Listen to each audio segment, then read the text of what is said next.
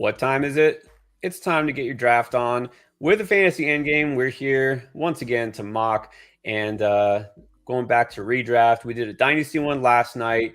We're trying to get you guys more in the know on Dynasty. And of course, those who are Dynasty experts already and veterans, get you ready for your Dynasty drafts. If you're not, well, you see that we have our course, by the way, Building Champions. Our league is full. We're already drafting. We might even open up another one depending on how many more signups we get. But if you want to start playing Dynasty, you want to learn how to build a champion, or just want to know kind of our tricks of the trade, what has helped us to build champions ourselves in Dynasty leagues, which we've done, then you can check that out. Everything that we have to offer that isn't on this YouTube channel is on flockfantasy.com/endgame. And that includes so much more. And I'm talking redraft, also best ball rankings, articles, extra videos, and of course, the ever coveted Discord channel that has the link that gets you into these mock drafts before anybody else, before we even get on the air. We already have some people who are on the draft with us tonight, but that link's going to drop very soon. Let me just tell you that we're going to do a redraft tonight. Let's see, Chris, what's the format? We got 3 receivers. We got our typical 1 QB, 2 running back, 3 wide receiver, 1 tight end, 1 flex, full PPR. Pretty much that. Well, endgame staple is no tight end, but I feel like that's a little too much for the people. Yeah, it looks like everyone's rushing home just to get on here. We got Bus fittingly driving like a maniac. Don't do that. Stinger just got home. I don't know if Stinger drives yet, but probably not. And he might be too young to drive. Yeah, and King, we were here last night. We were doing Dynasty Draft last night, so it's not our first this week. We missed Tuesday, but we are here. So anyways, we're going to get to it. 3, 2, 1. Let's drop the link. Here we go. 3, 2, 1. Here comes the link. And wow. We got 2, 1, 1. Sorry, Taz. Can't delay it. We need there it is. To get there it is. All right. Hopefully everyone who wanted to get in got in. We got our bots, our guys here who just know how to get in every time. Jamarcus Russell, not just number 1 pick. And it's also like the first one always to get in here. Stinger made it in. NMB is in. And we have the coach making a cameo. Dan Campbell. Is that what I see? Dan Campbell soup. Dan Campbell soup.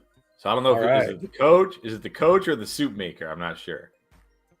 And then I'm drafting now right before Ale, and then I'm right after Ale, which makes me a little nervous. But all right, let's get to it, guys. All right. AJ Artarnari, you're on the clock.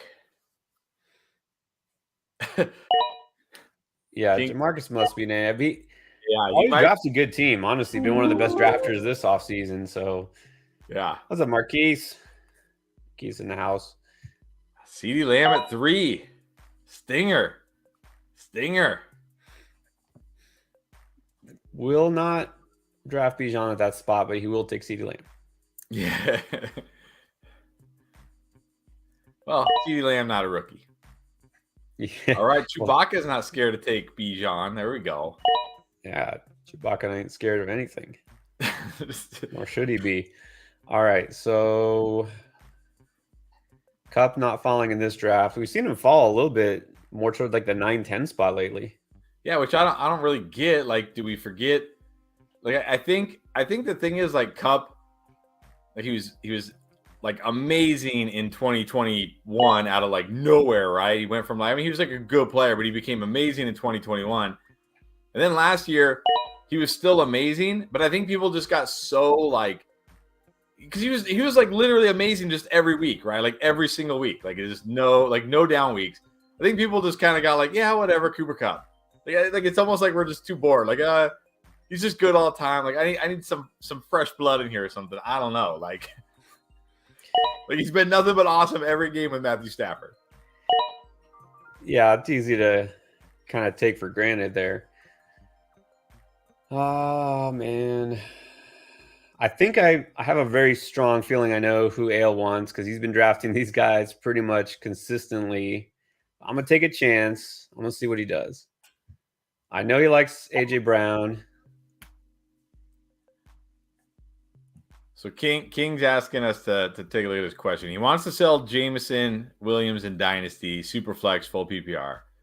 What is his value in picks? Are there any certain players I should try and get for him? I mean, it's always hard to say like what a player's value is because you don't know. It's so player dependent. Some people like you come to me with Jameson Williams, I'm not going to give you a whole lot. I wasn't like super high on him. Right.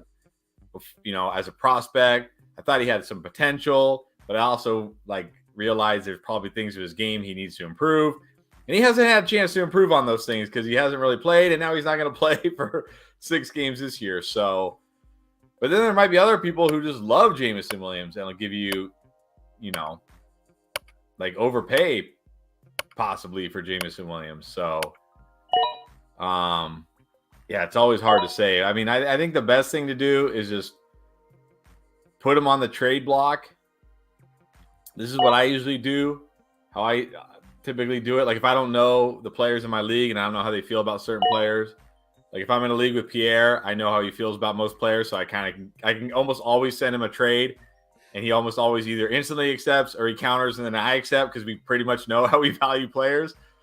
But if you don't know how the rest of the guys in your league value players, I would just put them on the trade block and then go into the league chat and say, hey guys, I'm willing to move Jameson, for the right price. I'm either looking to get like another young wide receiver or a young running back or whatever you're looking for, or a future pick, and then just see what kind of offers you get.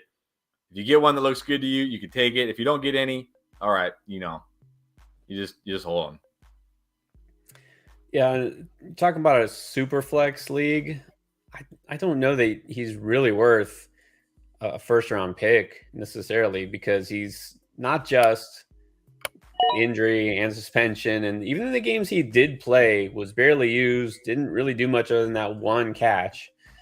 So there are a lot of question marks. I wouldn't give a first round pick, and I'm not crazy about picks to begin with, but I'm talking about a pick for an unproven player versus a proven player. He's not proven anything.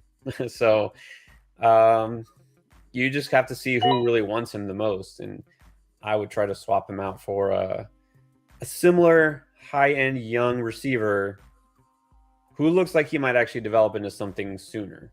I don't know that someone probably shouldn't or wouldn't give like a Chris Olave for him, but if someone is, you jump at it. If someone's willing to take a guy, probably a little farther down, like I don't know, maybe even a DK Metcalf, maybe a Michael Pittman, that might be more reasonable because he's established and it's like people are kind of giving up on him taking it to the next level, and maybe he never will, but I would take a chance on him before I would take a chance on Jameson Williams. So that might be a fair type of ad. You know what I mean? A guy like Pittman. Yeah, definitely. I just saw Eckler at the 2.5. That's crazy. Yeah, let's look at. I know I threw L for a loop there when I took AJ Brown because we went with 2 guys he usually doesn't take, which is Waddle, and that's first round for Waddle. I like that, and Olave. So he threw a little curveball back. Maybe I like that AJ Brown Kelsey start though. That's Kelsey at the 2.2. That's really good. One thing going back to Jameson, I will just say the startup draft we just finished, Superflex, he went at the 6.5. So this can kind of give you some idea of kind of guys he's valued similar to Devontae Adams, Tony Pollard, Trey Lance, J.K. Dobbins, George Kittle, Chris Godwin. So if you're looking for players, that's kind of who he went around in that startup draft. Again, some people are going to be higher on him. Some people are going to be lower on him. Like I said, I would just put him on the trade block, put in the league chat, hey, I'm looking for a pick or some other kind of player. I would take Dotson. I would take Dotson over Jameson Williams easily. That's a great perfect example, right? Almost the same age and very similar type players. I would rather have Dotson. Yeah, that's a really good idea right there. Yeah, I would personally take Dotson, but I'm probably higher on Dotson than most. And if you want to look at the same starter draft, Dotson went about little more than a round earlier than Jameson. in that draft. Said he tried for Dotson, got rejected. Well, yeah, I mean, I think most people are going to take Dotson. Like I said, again, looking at that draft, like if maybe you can go out, like if you're a win now team, a guy like Terry McLaurin, who maybe the team has Terry McLaurin is like, hey, I want to get younger at wide receiver. He went kind of in that same range. I mean, if you're really win now, you can go Devontae Adams, but I mean, you got to like really be win now. Guys like Godwin, Calvin Ridley, guys like that. If you want to go running back, again, Tony Pollard, J.K. Dobbins. QB, it was like Trey Lance, Russell Wilson. So you're kind of down in that range where it's like good players, but certainly not, dynasty studs, right? Not dynasty. Like, yeah, you're probably not going to get a first-round pick. You're not going to get a real true difference maker.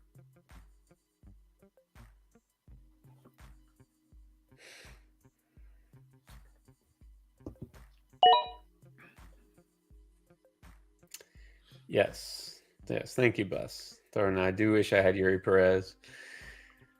All right.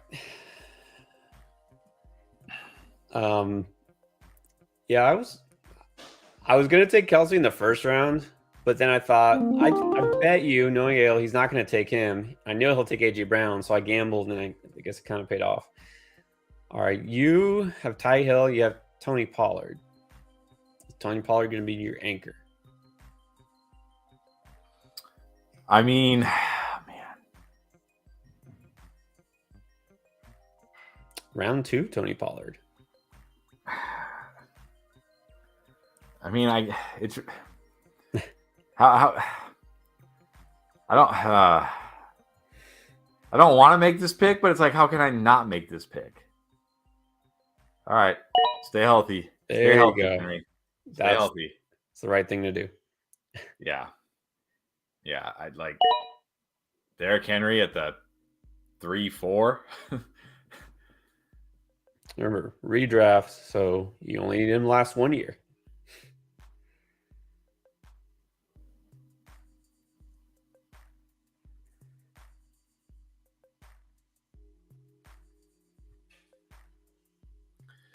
I know, but I don't like this running back. 2 running backs in the first 3 rounds is not my jam typically, especially in a 3 wide receiver league. But I mean,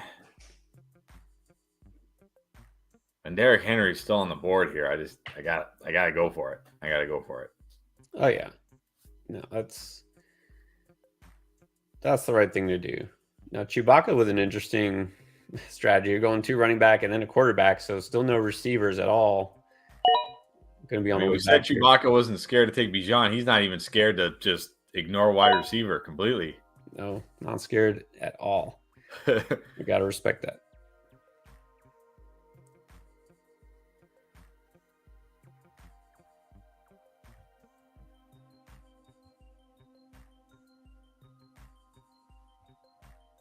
I do wonder if Christian Watson was still on the board there. Would I have gone Watson over Henry? Even though it's probably not the right move. Because when we get to these wide receivers like Calvin Ridley and these guys, even though I do like them, it's just like, I mean, really what are we really worried about with Derrick Henry? Health and maybe like becoming bad because finally all these touches catch up to him, right? But until that happens, don't doubt him. He's proven us wrong enough times already. Like, this isn't like, last year when I put Zeke on the Dusty thumbnail and people were like, you're crazy, he's still really good. And it's like, well, you obviously have missed watching Zeke or something because he looks terrible. Like, Derrick Henry still looked good, so yeah.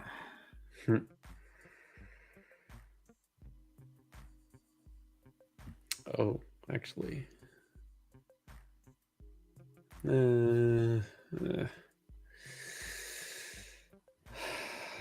Decisions.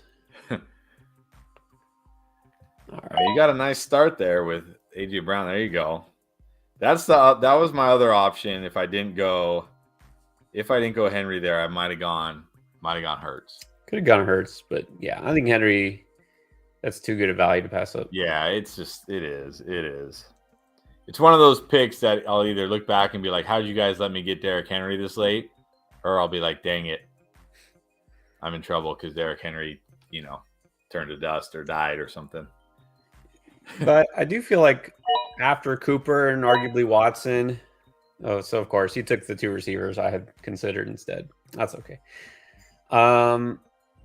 I feel like there's not a huge difference between these few guys left. I mean, I don't know how many will fall back to you on the way there, receiver wise, but exactly.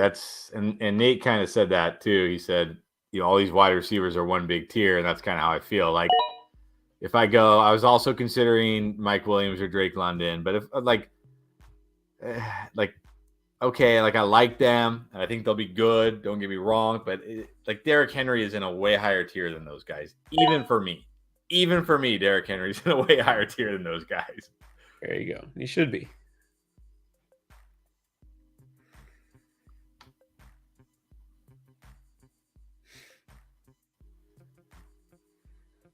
Yeah, well, we're not having that argument, right, Singer? I'm gonna go back to somebody. Where is it? Somebody said something about Ritter. Yeah, we're having quite the Ritter Howell discussion, which I think is funny because, to me, what's the difference between the two? Like, they both have arm talent. Maybe Howell is a little more willing to run. When I say arm talent, I don't mean insane act. I just mean hey, these guys can throw. These guys can throw the ball. Yeah, maybe they're not super accurate or whatever, but they got that, the arm talent. Maybe Howell, I thought Ritter would be a little more willing to run. He wasn't really willing to run last year. Maybe that's because they had such a good running game he didn't need to. They're both in situations where it seems like their team is committed to them. They both could win the job and become, every week starters, or they could both completely bust and be out, be nothing but backups from here on out. So, to me, it's these guys are pretty similar. Pretty similar, yeah. So King is on Team Ritter, Stinger, Team Howell. And he said that's part of the reason he's not on Bijan is because he doesn't have any confidence in Ritter. It's fine. I mean, he hasn't really proven too much yet. I think he proved that he can support Drake London as a high-end receiver, so that's good. I don't know. That's the thing is I feel like Howell is a little bit more of a runner just in general.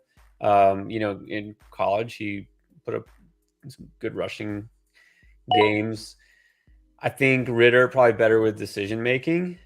And I think that in that offense, he's not going to be asked to do too much anyways. So fantasy-wise, I'll probably want it being about the same.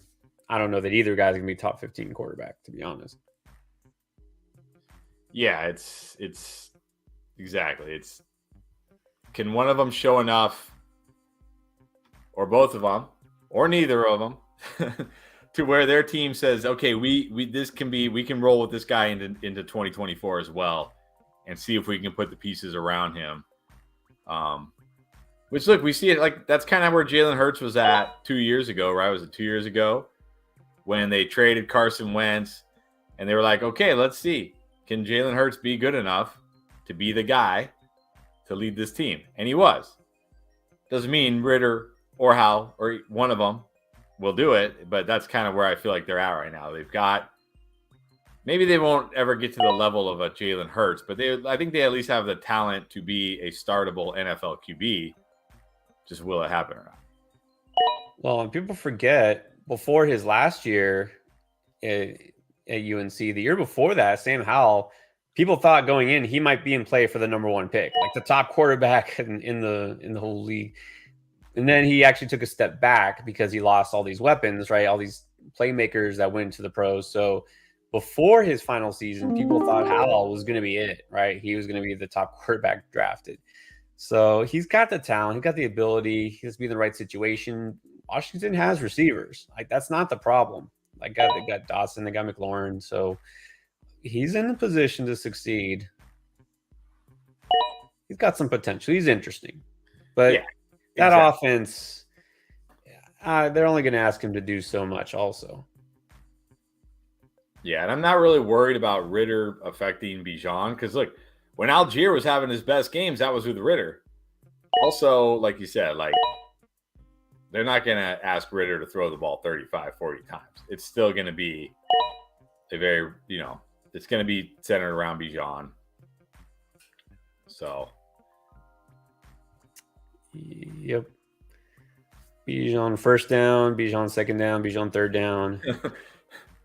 I mean, like they'll throw it.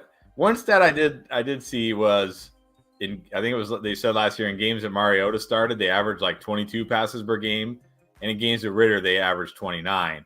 So at least it shows that Arthur Smith had more confidence in Ritter than Mariota to actually throw the ball, because Mariota was terrible. I don't know if you guys saw. There was this video I saw on Twitter where it was every pass that was at least 10 yards down the field to Kyle Pitts. And I'm not joking. Oh, yeah. These passes weren't even like close. Like Kyle Pitts was trying to jump and catch passes and getting undercut. And I'm like, what are you doing, dude? You're not going to catch that. The pass is so far gone. You should just like quit and like not hurt yourself. Like Mariota was awful last year. And people act like, oh, this offense can't support Kyle. Kyle Pitts was getting enough looks last year to be a very good tight end. The looks were just horrible. Like the throws were horrible. I remember that game where he was like wide open for a huge touchdown and Mariota like flew it like 10 yards past him. Like it wasn't like the offense was never trying to throw the ball or try to throw the ball at Kyle Pitts. Mariota just was terrible. Terrible. Yeah, I never got why people were on him. I guess because of how high he was drafted, but no, he's never been a guy who was going to be it. I mean, his best year and his best role was as like a gimmick guy, like when he was what was the Raiders, and he would come in every once in a while and he would just run like a quarterback draw. Like that was exactly. That's what he was come in. Like Derek Carr would get hurt, he'd come in, he'd run for like 35. Like he'd come in the fourth quarter, run for like 35 yards, hand it off a few times, maybe complete one or two throws. They'd score a touchdown. Everybody'd be like, this guy should be a starter somewhere. It's like, why? You can't. No. That was it. That was the peak.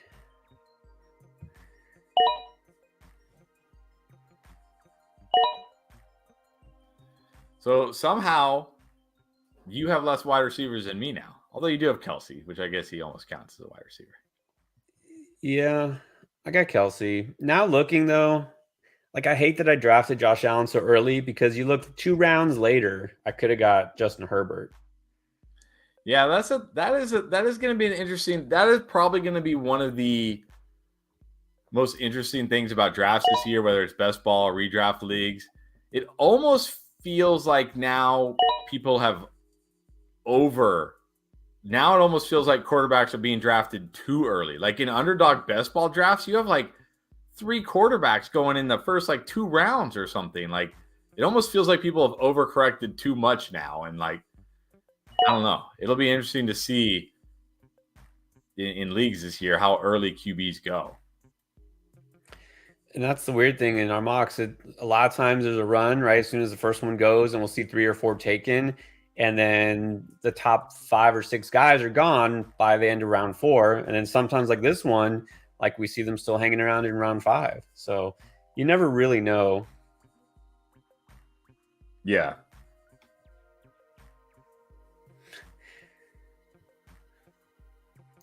Bus with the fire Zeke takes.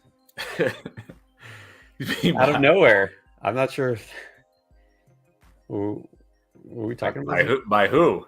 The NFL? Did he write some tell-all book like Jose Canseco? He's probably got dirt on Jerry Jones, but who doesn't? So yeah, Jerry Jones, like whatever. All right, this is an interesting spot.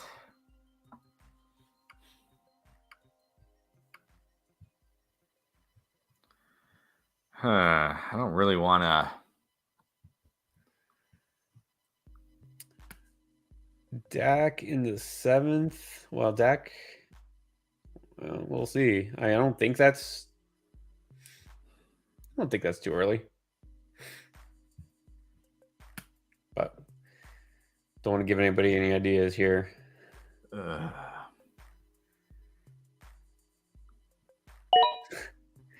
There's definitely a couple ways I could have gone there.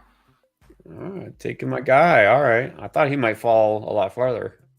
There's definitely, I mean, I definitely had some options there. I was strongly considering. Yeah, a couple of guys we were talking about earlier are still available. I want to see who falls to me. There's Kyle Pitts. Yeah, I definitely. That was definitely an option.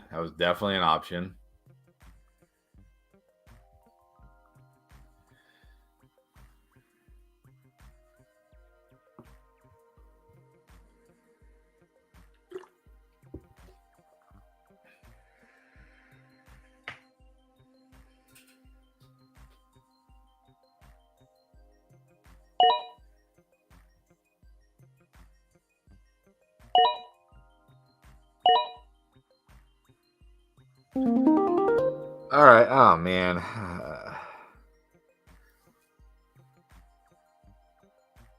This is another pick that I almost feel like I have to make, and I don't really want to make it. You don't have to make anyone, but well, I know the value's there. Might as well take it. Yeah, I gotta take it. Like I literally was thinking about Kittle with my last pick, and then we had Pitts and Goddard go, and then when Watson and Dak go, that pretty much ends to me, like now it's like just wait on QB. So yeah, and I think that's fine for Kittle where he went. Again, it's funny he's not a top 5 tight end now, apparently. But as far as Dak goes, yeah, I mean, a lot of people are worried about the whole Kellen Moore thing, but Mike McCarthy, like they're still going to pass it. That offense really won't be that different than it was last year. I think you're going to see a very similar thing. So Dak, I think, is fine. And Nate brings up a good point because if they're not front running, then he's going to still be throwing. That defense is really good, which is weird that they are throwing as much as they are, but they're still going to do that. Yeah. I think Dak is fine there. I don't know that you have to get him in the 7th, but again, you have no idea how quarterbacks are going to fall in your draft because every draft is different. So I can't just blindly say, 7th round, because who knows? Yeah, I'm fine. I think that's fine for Dak. Like I said, I mean, if Dak had fallen to me there, even though Kittle seems like a great value in that spot, I would have still had to strongly consider Dak, because now I'm going to be looking at maybe Tua as my QB, which I know you're fine with, and I'm okay with that. It's not the worst, but I mean, I'm going to be looking at Tua, Aaron Rodgers. Oh, no. Cousins. Big gap between those two players you just named. But I'm just saying, like, I might not get, like, there's still what, 2 other teams I think that don't have a quarterback yet, so it's not like, Yeah, and somebody always drafts a backup for some reason. But I mean, at this point, I'll put my cards on the table. I'm just gonna wait till the last round. So these other 2 teams that want a QB, go ahead, get them. You might as well. Yeah. Actually, there might be he's got a QB. Okay, yeah, I think there's two other teams out of QB, right? Or maybe just one other team. Jamarcus Russell, the AI. I guess I should feel good that me and the AI are the only teams without a QB. There you go. Draft like a machine. Allen Lazard. Wow. Round 7. I don't think Dak is too early in round 7, but Lazard, that's too early. That makes me feel a lot better about this pick. Like, I don't love Mike Evans this coming year, but I'll take him in round 7 at the end of round 7, and I'll definitely take him before Allen Lazard. So,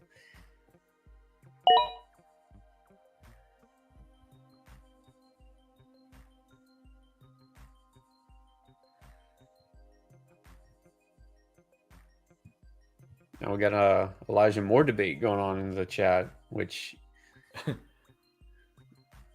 you never know what you're going to expect.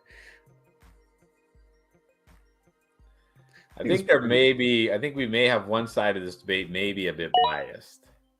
Yeah. Well, let's put this one. I think Stinger nailed it here. Elijah Moore, has really he's an effective receiver. They just didn't throw it to him. And that we know why, right? There was some personal issues there. DPJ had his moments. I don't think he's mid. He definitely had his moments. Well, actually, you know what? I wouldn't say Tillman has low upside. Actually, now that I think about it, the thing about Elijah Moore, if you read his profile on reception perception, and Matt Harmon talks about it, the Jets used him as their X receiver, and he ran they had him running a lot of vertical routes. When your quarterbacks are Mike White, Joe Flacco, and Zach Wilson, and you're running vertical routes, you're probably not going to get a lot of targets because those, like, look, there was a time when Joe Flacco was a good deep ball passer, but that time was like 10 years ago. Like, those aren't, you're just not going to get targeted much because those guys can't throw deep anymore or ever could. So the reason I like Elijah Moore, now I do think sorry, Stinger, but I think where you took him is too early. I think there's really good wide receivers still on the board that I would take over him, even though I do like him this year. But what I like about him this year in this offense, he should move to the slot, which is, I think, a better spot for him anyways. And he won't have to just, run these vertical routes with QBs who never are going to even look at the deep play because they can't hit it anyways. So I do have hope for Elijah Moore this year. But I will say Elijah Moore at that spot, I think, is a bit early. Yeah, exactly. You always want to get a guy, with a good value. I think you could have taken Moore probably a little bit later.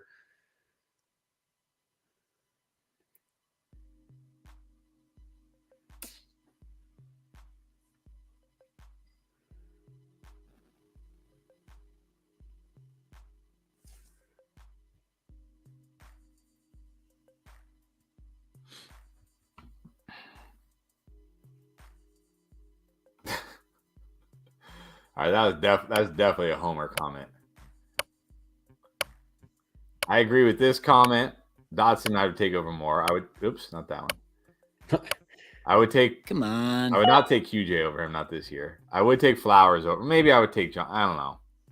I'm not very high on Johnston this year. I do like him long term. I would definitely take Flowers over him.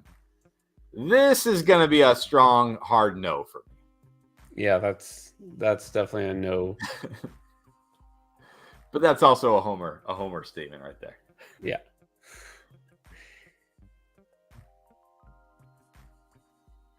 Nate busy typing the comments. He timed out on his pick.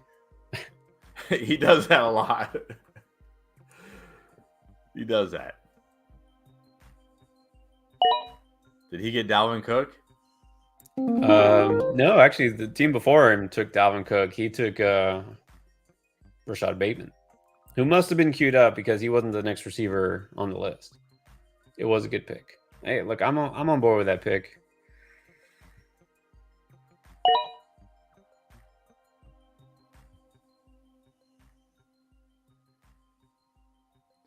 I can't get behind this one either. I mean, look, maybe Juju will score more points than Elijah Moore because maybe Elijah Moore is just a bust. Wow. But it's only because Juju scored like 110 points and Elijah Moore only got 50. Like, they would both be bad. Juju's where is it? Is it New England? Yeah, right? He wasn't even good in KC last year when he was like he was the clear number 2 behind Kelsey. Now he's going to New England. Nah. Oh, okay. He was joking. Okay, he said he was joking. Yeah, I can't. Like, Juju, he might, Juju may outscore Elijah Moore because Elijah Moore is just one of those guys who's a bust. It happens, right? But Juju's going to be bad this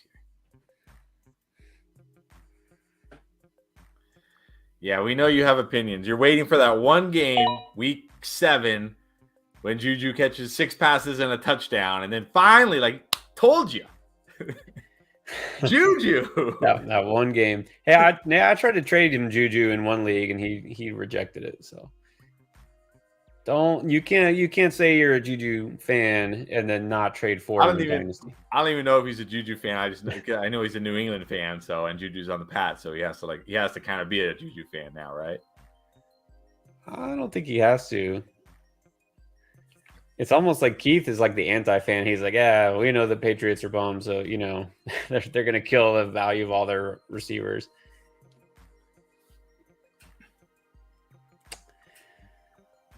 Okay, let's see. Like if Elijah Moore is a bust, it'll just be Deshaun Watson's fault. Here we go. How long did it take? 35 minutes. Are we ready for the Bijan debate? Yeah, let's go. All right, but I want to address this because this is somebody who's, not our one of the usual suspects. Dan Fuller asking, first time doing Dynasty this year. If I have the first pick, it should be Bijan in Dynasty. Depends. Is it super flex or 1QB? 1QB. Actually, let me scratch that. No. The answer is no. Now that I think about it. Super flex, the first pick is Mahomes. 1QB, the first pick is Jefferson. I would go in a 1QB, I would go Jefferson, Chase, then Bijan. That would be my thing. So he's saying 1QB. So Dan, I would go Jefferson, Chase, then Bijan, just because Jefferson and Chase are still so young. I mean, barely? I think Jefferson is like barely turning 24 and Chase is barely turning 23. Hold on, let me make this pick. You can go. You can go on. Yeah, like Bijan being the first running back, yes, for sure. And we've already talked about that.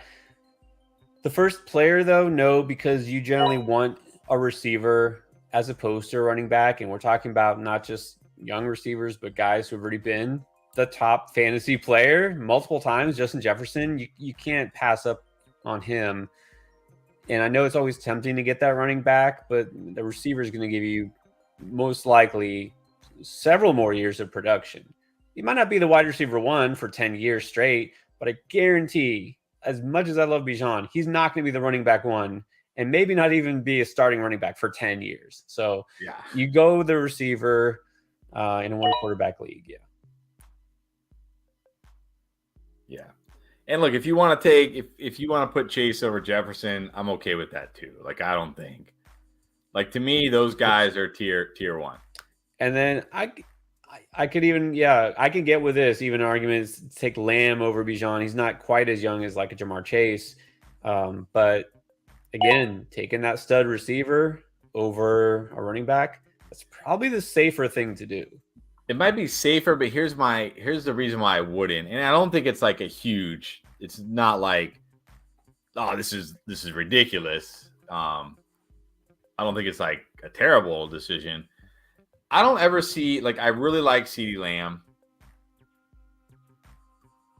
but I don't like see CeeDee Lamb ever having those, like, just insane seasons. I think we could get 400-point seasons from Bijan Robinson in PPR leagues, like we saw with Christian McCaffrey, like we saw with David Johnson, because I really do believe, maybe it will never happen, but I think he has a chance to be the first ever like 1,500 rushing guy and 1,000-yard receiving guy, because he's just that good of a pass catcher, and not just a pass catcher like, hey, run out of the backfield and let me throw it to you. Like, no, this is a guy you actually can like line up in the slot. I'm not saying they're going to, because they always say like, oh, we're going to line up this running back in the slot, and they don't. But he's a guy you actually can. Like, I could see him being a guy who could give you that 400-point fantasy season like CMC did a few years ago. I just don't know if CeeDee Lamb could ever get to that point. And Bijan is still, like, we're talking about a 21-year-old running back. So you're getting him at the start of his career. You could feel good about him for at least, I mean, look at CMC. You got basically like 4 insane years of CMC before he finally started like getting hurt. You give me, in 2 of those years, he pretty much, like, if you had CMC, you almost won your championship. One of those years, if you had CMC, you did win your championship, pretty much, because he averaged like 30 points per game. I think Bijan can do that. Not this year, but eventually.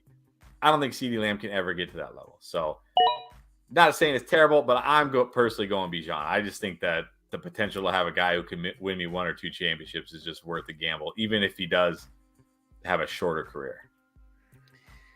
Yeah, that's where you're weighing the immediate impact versus like longevity. Yeah.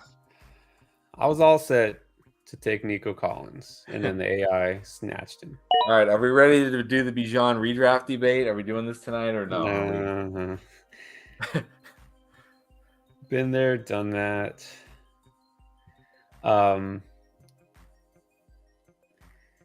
Okay, we got a. Oh, okay. Well, let's just answer this. Yes. Yeah. Yes. Yes, he is. He's okay. Again, I'm not taking him number 1 in redraft. I'm just not. I'd rather have Jefferson or Chase in redraft. Right. But he's okay. League, you can. If you want that stud running back, sure. If you are in a league that only starts 2 receivers instead of 3, like, sure. That's fine. Right.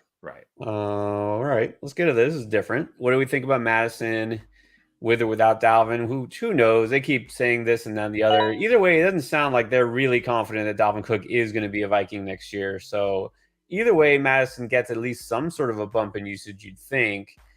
But what do you think? I mean, I don't think you can view him right now in fantasy as more than like a third running back. And even then, ideally more like an RB4. Yeah, my worries with Madison, if they do move on from Cook, is that he's going to gain so much steam. He's going to be like one of these guys that, like, we see it almost every year. It feels like they just get so much steam, and then like now you have to pick him in the 5th round. But he's a guy who's never proven himself. In fact, I talk about him briefly in an upcoming video, but I'm not really talking about him. I'm talking about another Vikings running back who I actually kind of like much later on. And if you've been paying attention to the rookies, you know who it is. Not saying you necessarily need to draft them in a redraft league, but if you look at Madison, he's never had more than 130 carries. Of course, that's because he's behind Dalvin Cook. But what I really don't like is if you look at his yard per carries, it's gotten worse and worse every single year. And I do worry, like, is Madison the type of running back that, like, okay, Dalvin Cook is gone. He's going to be the guy.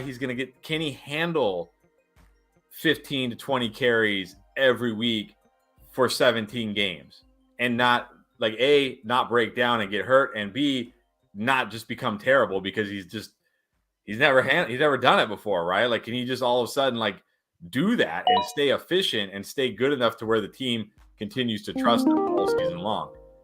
So I don't, like, I think he's fine. I think right now is a great time to take shots on him because he hasn't gained that steam yet, and he's not, being drafted super high. But I do worry that if they do decide, okay, let's release Cook or trade Cook or whatever they end up doing, that he just gets too much steam, and then it becomes like he's not even a value anymore. He's just, a risk, basically.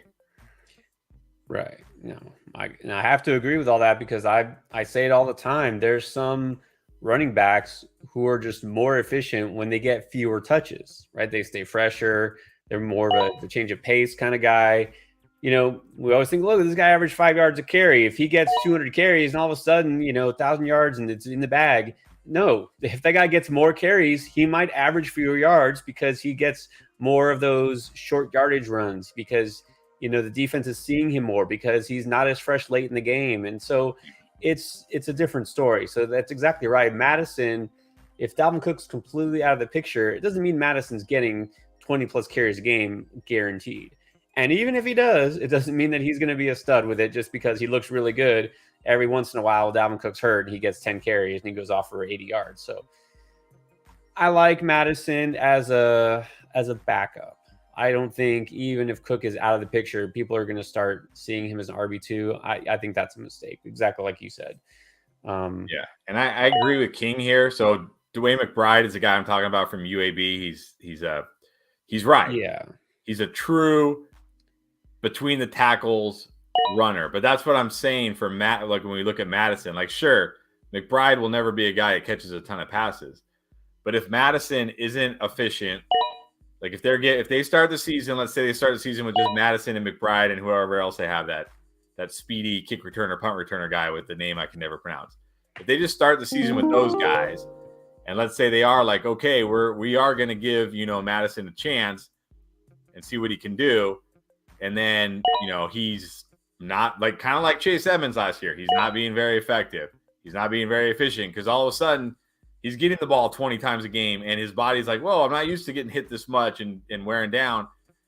McBride can at least handle that aspect.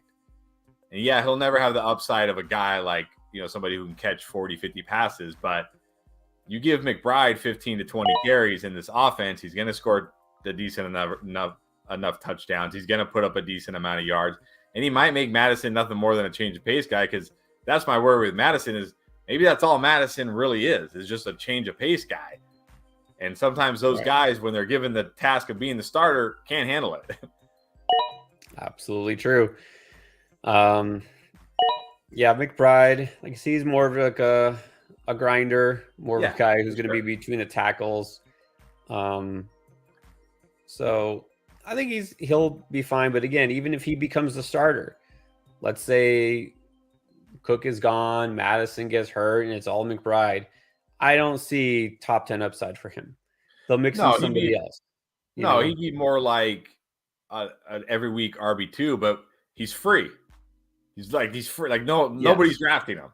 Like I think because I just literally before this recorded the video that he's in that will be published next week, because we have a couple videos.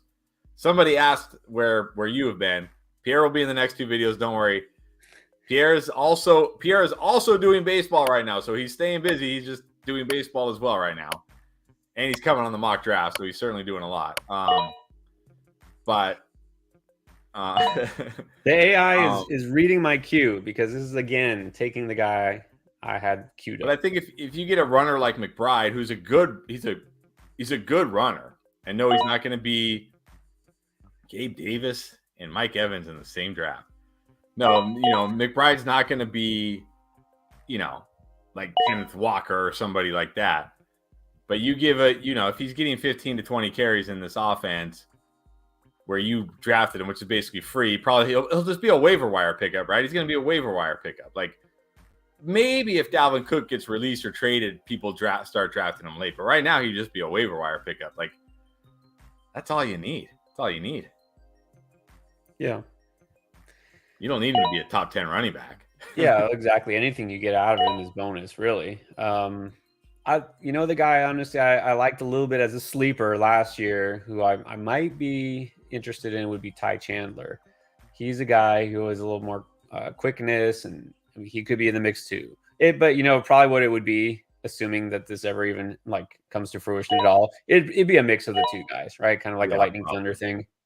So yeah, and that's what I worry about with Madison, where I say if let's say right now Adam Schefter reports Dalvin Cook released or Dalvin Cook traded to X team. People would just start going nuts for Alexander Mattison. I mean, I'd be shocked if he wasn't a 5th round pick by the time draft season came around. Oh yeah, because of what he's done, the limited times he's gotten the opportunity, and the risk here is he's not the guy, or he's can't be the guy, So that's why I'm saying I feel like he would get too much steam for me. Yep. And then King with another smart take here. This is a guy I got my eye on as well. Eric Gray. He could be the number 2. He could be the backup, if you want to call him maybe the handcuff to Saquon. So definitely somebody I got my eye on. Not in redraft. We're not drafting a bunch of rookie handcuffs, just to have him. But at some point, he could be a hot waiver wire pickup if anything happens to Barkley. Yeah, definitely. I mean, you always want to keep an eye, you want to know who the main handcuffs are, and then you have to try to identify is this guy good enough, or is it going to be some kind of committee?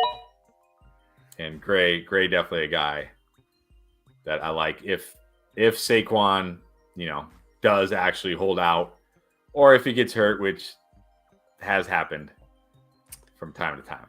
It does happen. All right. And then JSC asking me about Tillman. Well, I will say I'm much higher on Tillman in Dynasty than I am in redraft, because I see a path for Tillman going into next year. DPJ on the last year of his contract. I'd be very surprised if they brought DPJ back. You've got Amari Cooper there. You now have Elijah Moore. You just drafted Tillman.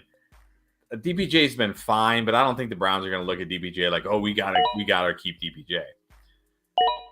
Also, I liked Tillman even before. Like, he was one of my favorite wide receivers. Not like one of my highest guys, but he was definitely a wide receiver I liked even before the draft. And I look at this now and think like, okay, this could be a situation. It might not, but it could be a situation where as the season goes on, as rookies often do, he gets better. He starts carving out more playing time. They go on their bye. They come back from the bye, and suddenly Tillman is now playing more snaps than DPJ in that X role. I could see that happening. It could not, but I could see it happening. So that's basically my reasoning for Tillman. It's you know, it's a boom bust kind of pick. It's a late round boom bust kind of pick. Yeah, he's like you. If you're going to take a chance on a rookie, why not go with a guy who's tied to a really good quarterback, to a team you feel like is going to have a good offense? I mean, again, assuming there's a big jump from last year. Last year was just a weird thing, right? So, yeah, I think Tillman is the kind of guy with the upside. Just shoot for the upside. Yeah. Let me get to this real quick because NMB on the way back, he took Alvin Kamara earlier than we've seen him drafted, which sometimes is not at all. Hypothetically, if he doesn't miss any games, I'm not drafting him. I'm not. I was not drafting Zeke last year.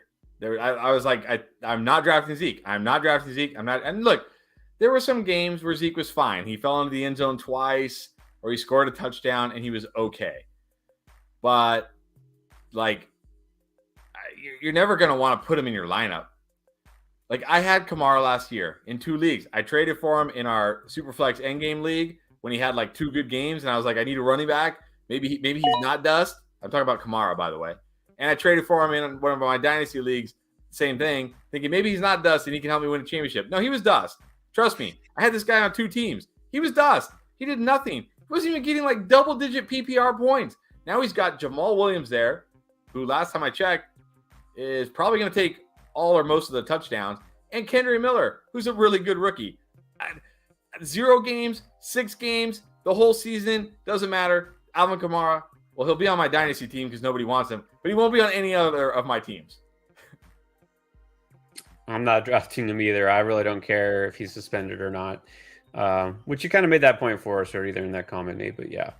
And I'm guessing this means you don't love my team. He says I'm punting this draft. I'm not, I promise.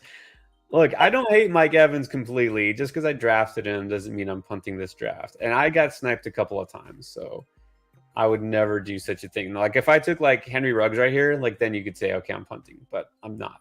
that would definitely be a punt. There.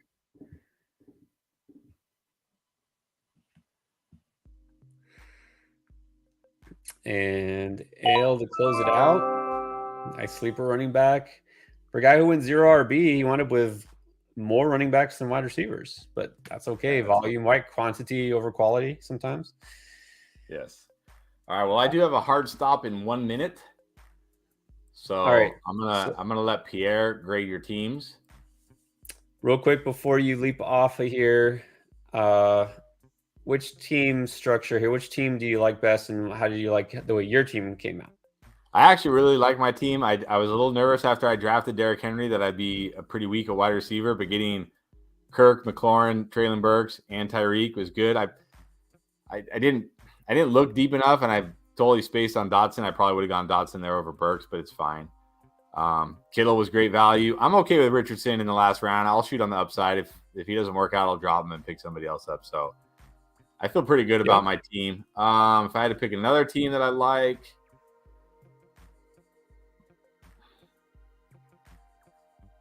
I mean, Jamarcus Russell has another team I like. Let's see.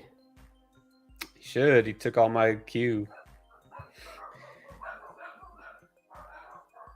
I mean, I definitely like Ale's team. I mean, he got some good running back. He got some really good running backs to go with a 0 running back build. So, yeah, it'd probably be Jamarcus and Ale. Other teams I really like. Just looking quickly. I didn't even see the Juju pick, to be honest. Whatever. It's the last round. You could drop them and pick up whoever. Trying to get reaction here. All right, let's go for it. All right, Chris. We'll see you the next time around, and then Yes. All right, everybody. See you later. Let's break down some of these teams. Oh, hold on. I gotta share my screen now, real quick.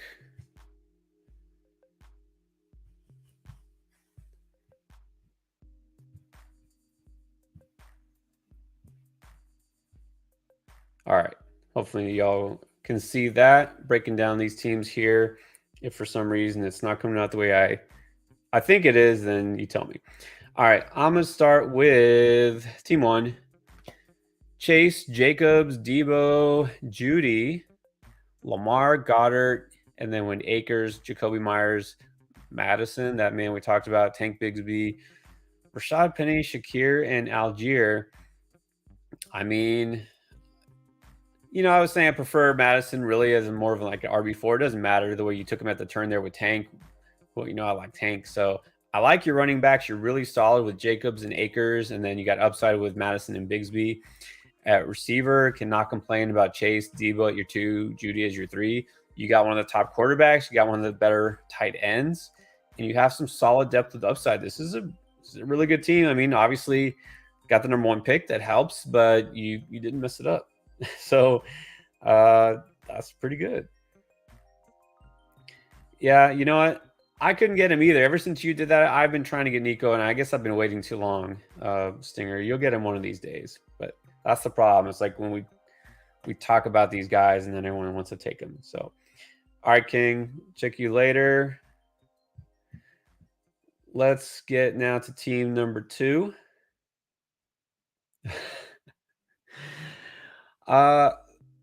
I don't know what else I can do about that, Nate. This is what I got. I can try to zoom in on it, but I'll tell you. Just listen to my sultry voice as I read the player names to you.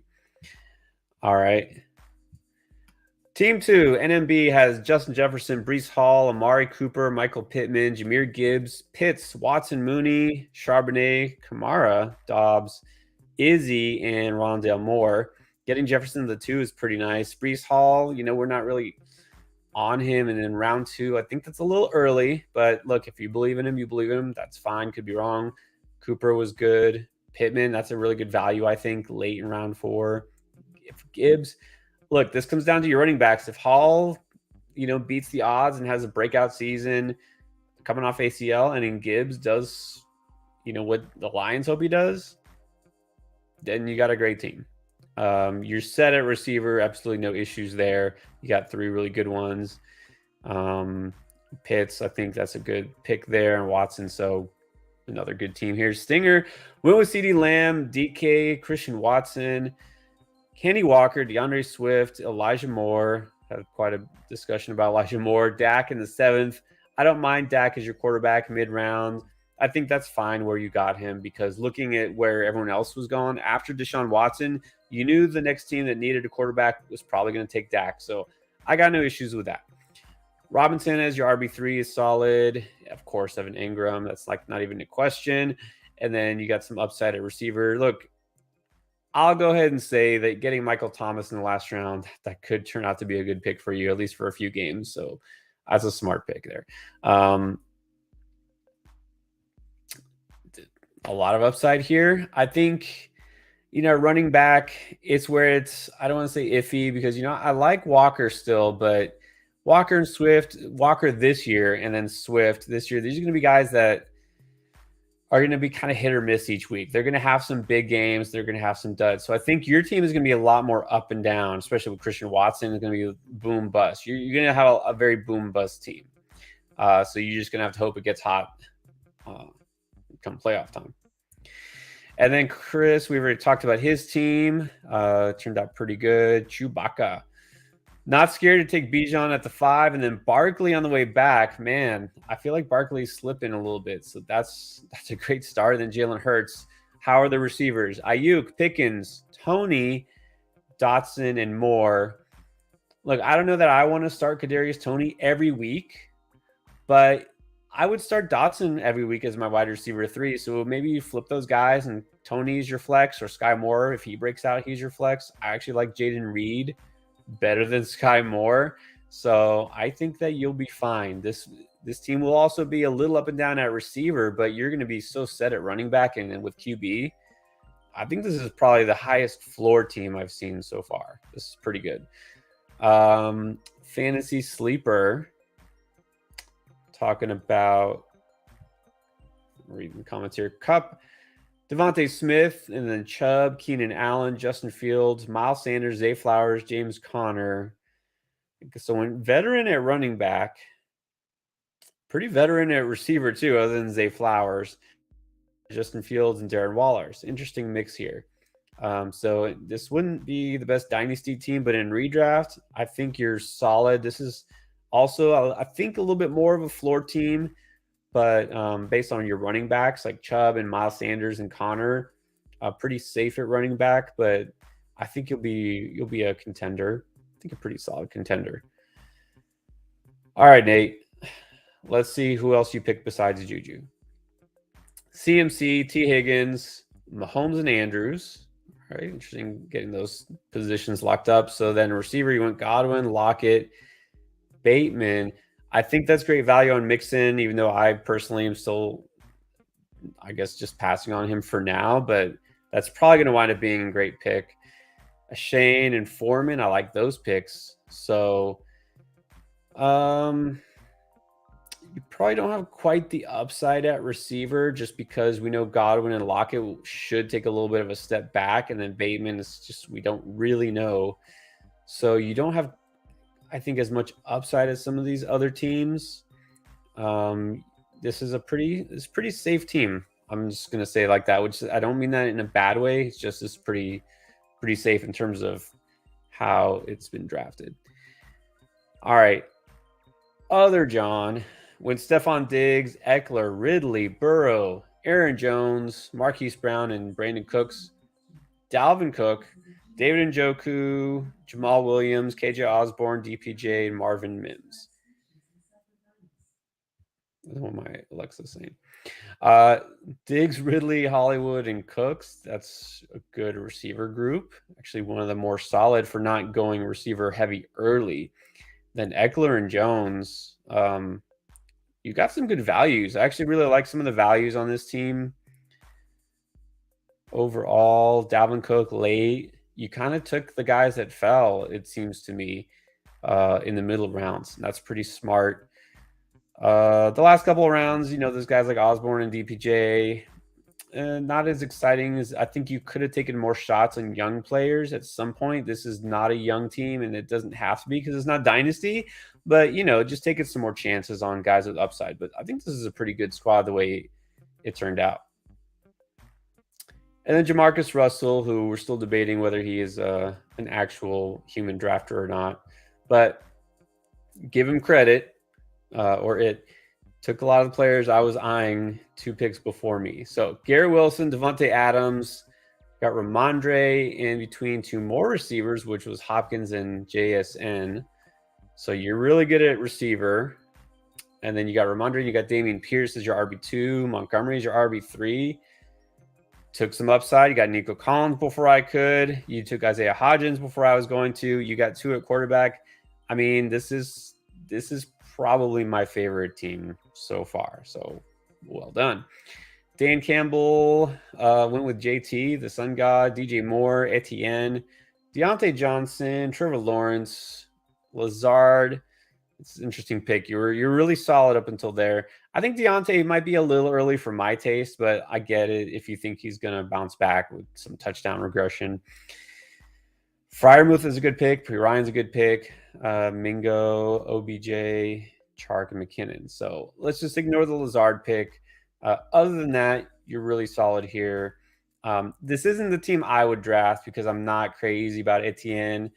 I'm not crazy about Deontay Johnson this year, and I'm not drafting a home Lazard. So I think you overall did a good job of drafting, even if it's not my jam. All right. It's Jerry coming out and saying it's a rough pick. I mean, yeah, it's a little rough, but that's okay. It happens. It's just one pick. And then my team, I'll just go ahead and talk about my strategy rather than grading it. But I took AJ Brown because I know Ale would have if I didn't, and that's kind of where he's going anyways. You know, I'm taking Kelsey if he's there. I feel like I could have waited on Josh Allen. Now seeing that I could have waited 2 more rounds and still gotten Justin Herbert or even Trevor Lawrence. I could have waited and just got Trevor Lawrence on the way back in round 6. So I kind of regret that pick, but it's okay because I think it turned out okay. I got Najee and J.K. Dobbins, solid RBs. Jordan Addison is my wide receiver 2, is not ideal. And then Mike Evans is my wide receiver 3. I'm fine with that. But yeah, I feel like I wish I would have got one more high-end receiver. And then I was just taking shots. Not punting Royland, just taking shots on upside. And then I got Pierre Strong, so that's a W there. And then Ale with his usual 0 RB team went Waddle in the first round. I love it. It's not what we're used to seeing, but I'm not arguing because you got Olave too, got Mike Williams and Drake London. You got Herbert, you got Hawkinson, so you are definitely set at receiver and quarterback and tight end. Your running backs are your typical 0 RB running back types: Rachaad White, James Cook, Kendre Miller. Your usual really good team. All right. Well, there you go, guys. That is it. Are people sleeping on Darren Waller? Nope. Don't think so. I think that Darren Waller kind of already had his day. Sorry. Kupp versus Tyreek Hill. I'm still going Tyreek Hill, and that's not just being a Dolphins fan. That's just look at what he's doing in this offense, and I don't think we can just blindly just assume that Tua is going to get hurt. Yeah, sure, he might. There's risk. Matthew Stafford also got hurt. Cooper Kupp got hurt. All right, so I don't think we can even really factor that into the equation talking about injuries because Hill himself played all season. Cooper Kupp is the guy who didn't. So I'm just going to say I'll still take Tyreek Hill and his monster week winning ability. All right, guys, so that does it for us for this week. We'll be back in with more mock drafts. Don't forget to hit subscribe and notification bell if you haven't already. And, of course, check flockfantasy.com/endgame for everything else we offer besides just our live streams and our videos. All right, guys, thanks for joining.